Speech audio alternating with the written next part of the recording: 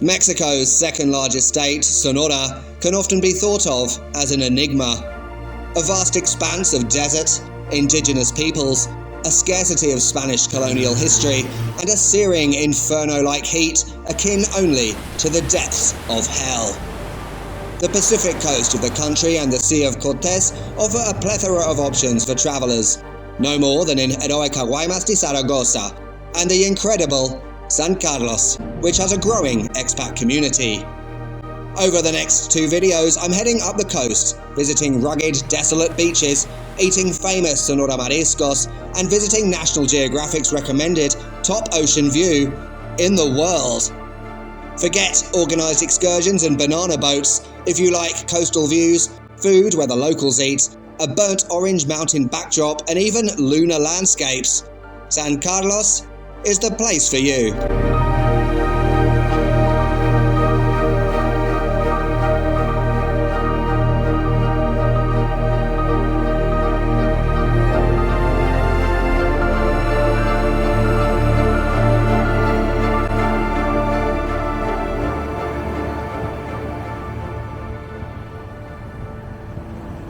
So hi everyone, and welcome to another Mexico video. Today I may resemble Celine Dion, having just sung a power ballad in front of a wind machine. The bus was windy, alright? But never mind that, because you're not here to look at me, you're here to look at the wonderfully stunning and spectacular views in San Carlos, Sonora. Hola amigo. Today's video is a bit about discovering whether San Carlos is Mexico's best kept secret in terms of beach locations. Of course, there are many amazing beach locations in Mexico, popular with both domestic and international tourists, but I feel like some can be overlooked, and definitely from my point of view I feel like San Carlos is one of those overlooked ones. We've got a lot to do today. I've only got one day, so it's going to be a busy one. Let's get going.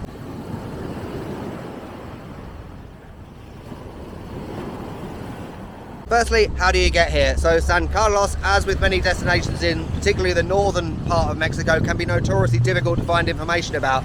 So never fear, I am here with the information. Can you be quiet please? Many thanks. Yeah, so I'm staying in Guaymas at the moment, which is the next video in case you hadn't realised, and there's a local bus which is outside the main bus station. It's between Oxo and Farmacia Guadalajara. It's a small white local bus. It costs 20 pesos. It takes about 25 minutes. I was quite lucky. I literally came out of Farmacia Guadalajara and there it was. So I don't know the frequency of those buses, but it was much easier than I thought it would be, because sometimes these local buses in Mexico can be a little bit hit and miss, you know?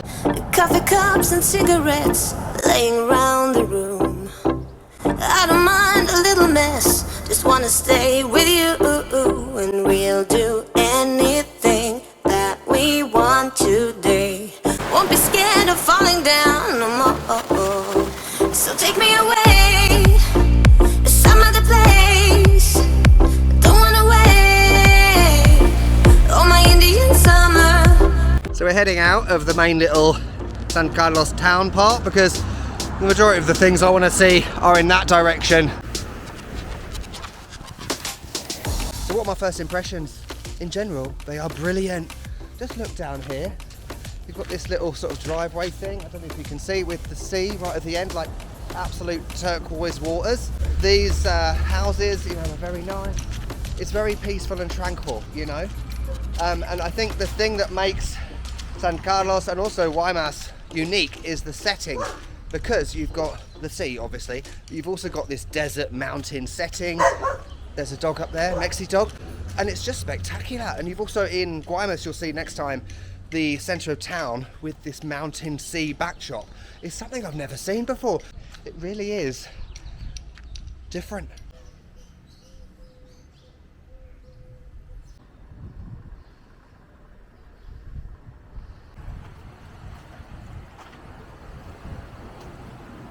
I guess this is one of the more obscure little bays or beaches, because a lot of the more popular beaches are up the other end.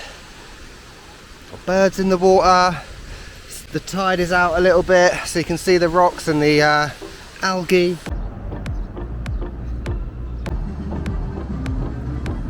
Stopped off at this little food truck place, it's really cool. Kind of reminds me of something in Europe. You get a lot of these places there, but like the Volkswagen van that's all painted and everything. I've got a mini Toyota. It's only one. They do this one in Oxo as well, so it's nothing special. But I also got a mochaccino, which is really good. 70 pesos, but much better than Starbucks, that's for sure. This is bloody brilliant. By the way, food recommendations. Enrique in the comments recommended Jack Snacks, and someone on Instagram recommended Charlie's Rock, I think. We might go there later. Playa El Creston, Malecon, brilliant, I love them. Let's go up this way. I do see a difference in restaurants and things, so they're much more sort of Malecon style, you know, if you've been to Mazatlan or Vallarta, you know, you get those places that are a bit more sort of modern and not your like little taquerias. Obviously we've got them as well, they're brilliant. Look how nice, there's a gallery there, there's an artisan something there. I was going to say as well about something the coffee guy said to me. 1 second.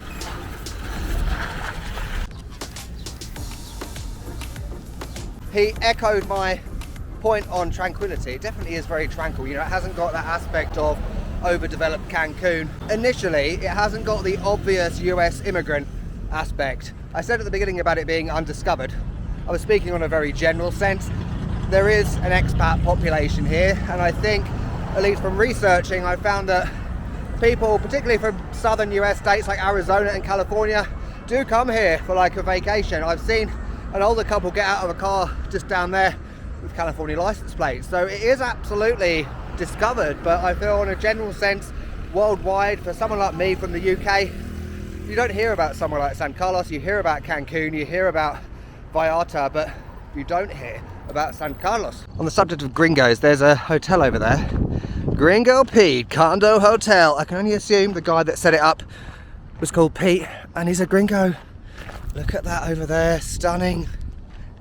So yeah, it looks like these guys are setting up a wedding. What a place to get married. I mean, to be honest, I would rather spend my life with a cat than get married to a person, but for those of you that do want to get married, good on you. You know, this is the sort of place where you want to do that, isn't it? Look at the wonderful aquamarine turquoise of the sea with birds and flowers and, you know, all your guests there with the palm trees overlooking. It would be a truly magical matrimonial occasion. Just look how quiet it is. Right now it's about 1 o'clock on a Saturday afternoon.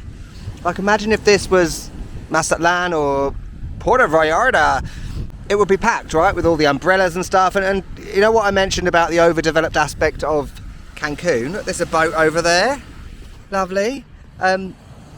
This kind of gives me Acapulco vibes. I was there in 2019 for my birthday, and you do have that element of dereliction in a good way, because it kind of adds to the character, and you know, a bit of sort of slightly dated architecture in terms of hotels, a bit like that Gringo Pete place.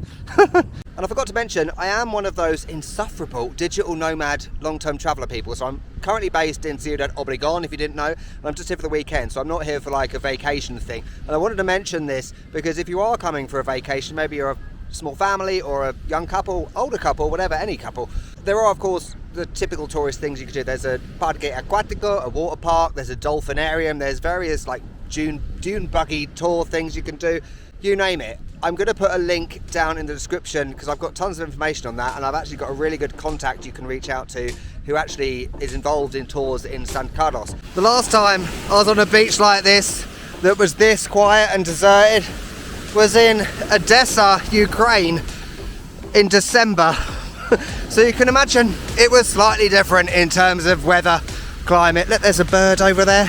Lots of typical sea life in terms of birds here, I've noticed. Obviously seagulls everywhere.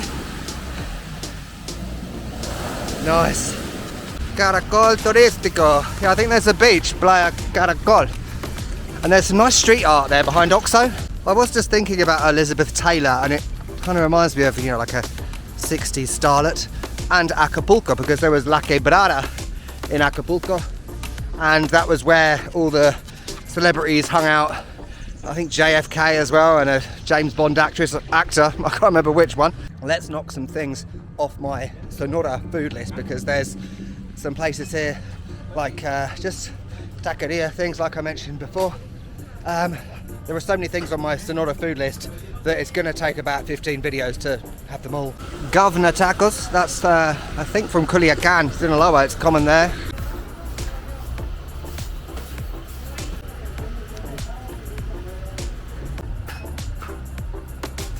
Okay, I'm finally getting tacos de carne asada. After numerous attempts, I have actually had them in Obregón, but it wasn't in a video, so I'm going to pretend it's the first time I've had them, alright? But yeah, this place is a typical Mexican food place. You know, they've got all sorts of stuff, tortas, birria, as I said, governor tacos, and breakfast, like egg dishes and things like that. I'm only getting 2 because I am having más comida tarde. I've got a lot of food to eat in this video, basically. And here we are, people. Carne asada, or tacos de carne asada, makes its debut on this channel. Obviously, I don't like avocado, if you know from previous videos. So, apologies, I'm taking that off. Sorry, I'm a bad pretend Mexican. Cebolla y cilantro here, and limon. Oh, crap. Let's do the cilantro. I do like a lot of cilantro, actually. Let's put that on, lovely. Cebolla un poquito. Perfecto. Mucho limón. Me encanta. También salsa rojo or roja. I never remember which one. I do prefer verde, to be honest. So the abuelo who was serving me, he did ask if I wanted harina or maíz, flour or corn, and I asked for corn because I'm not a big fan of harina, as you may know, even though it's popular in northern Mexico. Anyway, let's eat carne asada. Hold on. They say the carne asada in Sonora is top tier elite. In Chihuahua as well, it's very meaty. It's very tender. It hasn't got like that fatty fat on it that you get a lot. Niños, mucho problemos. Good stuff. All done. That's me powered up for another few hours before food again. And I also have mi favorito, Amarga, agua fresca. As always, out of, you know, like that big bucket thing over there. It's top tier. It's so refreshing. Right, just for my memory, all of that lot was 85 pesos. That's 2 tacos and Jamaica. The carne asada tacos are a bit more expensive, so because, you know, beef. Gracias. You can't get much more Mexico than a place like that.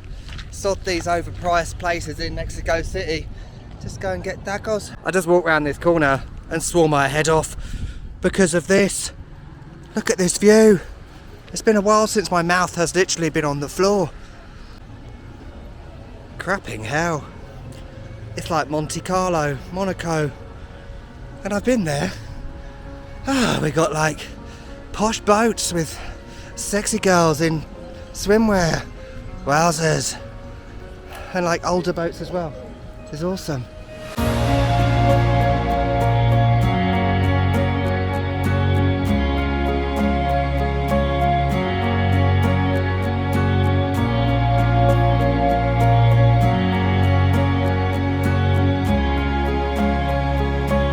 Although some of these boats, yeah, they do have San Carlos Mexican, some do have like Tucson, Arizona. Is that how you pronounce it? I've never actually said that word. I guess this is the element of the expat thing, right? I guess if you're old, I mean, a retiree, this would be the perfect destination. It does remind me of like where the rich go to retire with their expensive boats, you know, on the French Riviera or whatever. There's something I've never seen before. A gas station, but for boats, I'm assuming. It's even got the little thing with the price on it over there. Imagine living over there in this like quiet, secluded bay, and then you've got that in the distance, like overlooking you. There's a fish market down there with the backdrop of this Tatooine-esque landscape, and then right behind me, oh my god, is that like a pterodactyl or something? Look at the size of that bird. Anyway, behind me you've got this. It's ginormous. Is it some sort of heron or something? Or crane? I don't know big birds. Just like a pteranodon in the Jurassic era. Oh, is it coming back? Oh, it's nose diving into the water. Someone's hungry. Oh, the birds are coming back. they almost like don't look real. They're so huge and elegant and ginormous. I feel like David Attenborough. This is becoming a bird video. Look at them. When you see a mirage, you know you're in the shit. I hope you appreciate this. But look, that's why I'm coming this way. So even though I'm walking into absolute oblivion towards Marina Real, I'm quite emotional because the drone shots I've been able to get here in between Cerro Tetacawi and this monstrously, positively lunar or other planetary landscape, that's a long description, over there, have been quite possibly some of the best I've ever had, got even bordering on levels of Užice from Serbia last year. I never thought I would find something in Mexico that could compete, but here we are. From walking down a random highway into oblivion, this is the sort of thing you can discover instead of sitting in a fucking water park all day. You know, everyone's always like, you missed it, you missed the water park. Well, you missed this.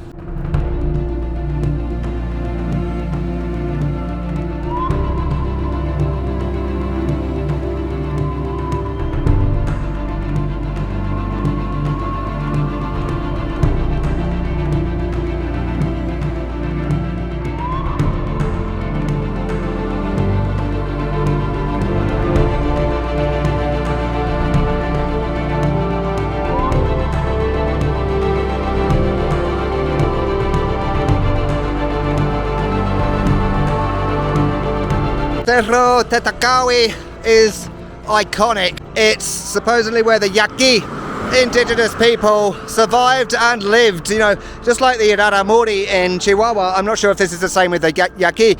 They often lived in quite inhospitable environments, and actually this kind of harshness of the landscape strengthened them as people. Okay, Mirador that way, Marina Real that way, Playa Algodones, which I think means cotton, but I keep calling it albondigas. That's meatballs. So this Vista Point, or the Mirador, is supposedly recommended by National Geographic as the most spectacular view of the sea, wait for it, in the world. Brilliant. But obviously take that with a pinch of salt, because if I had $1 for every time I heard that, I would be a rich man. Mexico likes to big things up quite a lot. Sometimes it's absolutely warranted, but other times it's not. Chepe Express, Orizaba. So let's see what it's like. So unsurprisingly, El Mirador is up this hill, brilliant. Over there you have Marina Real, you can see all the masts of the boats, and then further on from there is Los Meatballs, Los Albondigas, Los Algodones. That beach is a little bit too far for me today. Clearly you're probably gathering in this video that in order to explore more in Santa Carlos you really need a few days, more than likely a car as well, so you can go to these places to experience them in a bit more detail. What in the name of Ginger Spice from the Spice Girls? Look at this. Where do you have this monstrous mountain directly next to the sea? Yes, you have cliffs and things, but I've never seen anything like this. And look at the sky. Those chemtrails going off into the distance, crossing in the distance like the streams in Ghostbusters. Don't cross the streams. This has got to be one of the most dramatic coastlines I've ever seen. You've got these rocks going off into the distance, getting paler as they go, obviously because of distance. This could be good, amigos. Let's hope my battery doesn't die before I reveal my true final reaction to the Mirador. It's down there. The Mirador is open from 8 AM till 7 PM. There's a toilet, there's little shops, but never mind that. What's the verdict? I've got to say, I think National Geographic might have actually been right. And for once, Mexico isn't talking shit. Here we are at the actual Mirador, Vista Point. This is like that Instagram reel, isn't it? Let's skip to the good part. Because there's children there. You know what I mean, if you've seen that reel. But just look at this.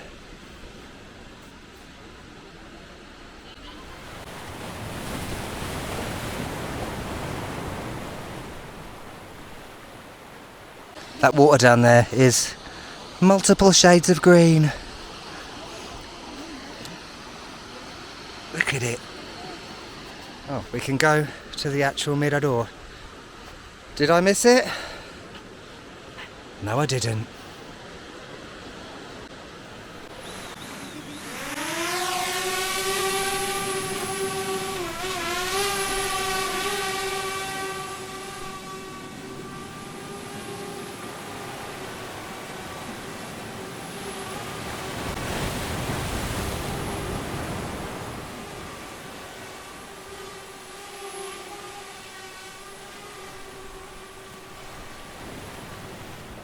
I think one of the things that makes this the most amazing view in the world, obviously there's other places that are right on the Pacific, but it just makes you realise just how large oceans are, particularly the Pacific. You know, over there somewhere will be Hawaii, down there somewhere Kiribati, Fiji, New Zealand, Australia, a long, long way away. And as far as you can see, you can just see sea, and then that's it. It's like those people that think the earth is flat, like the horizon, that's where you fall off the earth. But I'm just taking a moment to be silent and look at this instead of talking bollocks on camera.